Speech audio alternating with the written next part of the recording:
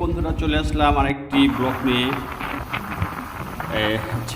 আমরা এখন রামপাল তাপবিদ্যুৎ কেন্দ্রের জেটিতে যাচ্ছি। দূরে থেকে দেখা যাচ্ছে যে জেটির সাইলো, পাশে আমাদের অ্যাশপন্ডের রাস্তায় যে অ্যাশপন্ড দেখানোর চেষ্টা করতেছি। অনেক বড় অ্যাশপন্ড, এখানে অনেক মাছ আছে। এই যে অনেক বড় পুকুর, অ্যাশপন্ডের পুকুর। পাশ দিয়ে আমি মোটরসাইকেল চালিয়ে যাচ্ছি। আর আমরা এখন জেটির কাছাকাছি চলে আসতেছি। এই জেটির থেকে ছাইলো যে বড় বড় যে তিনটি দেখা যাচ্ছে, এটা ছাইলো। এই হচ্ছে ছাইলোতে দোকানটি গেট, আর ভিতরের অংশ, এই ভিতরের অংশ আপনাদের দেখানোর চেষ্টা করতেছি, কাছে থেকে দেখানোর চেষ্টা করতেছি। কাছে এই ছাইলো, এখানে হচ্ছে জিপসামের ছাইলো। এখান থেকে জিপসাম লোডিং আনলোডিং করা হয়।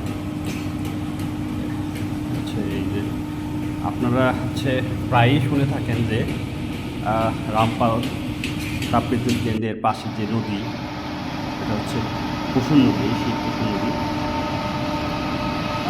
মানে চাকরির পরীক্ষায় আসে যে কুসুম নদী কোথায় অবস্থিত, এটা হচ্ছে রামপাল তাপবিদ্যুৎ কেন্দ্রের পাশে।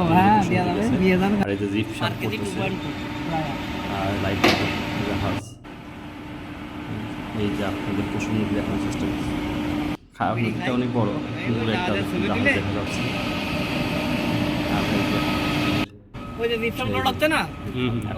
দেখাচ্ছে যে যেখান থেকে কয়লা আনলোডিং করা হয়, এখান থেকে কয়লা আনলোডিং করা হয়। আর এই কয়লা এখান থেকে কয়লা বয়লারে চলে যায়, এখান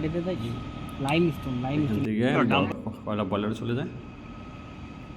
আর বুঝে কয়লার জাহাজ ফিরে আছে একটা। বাইরের পরিবেশ দেখানোর চেষ্টা করছি। এই রামপাল তাপবিদ্যুৎ চিপ নিয়ে।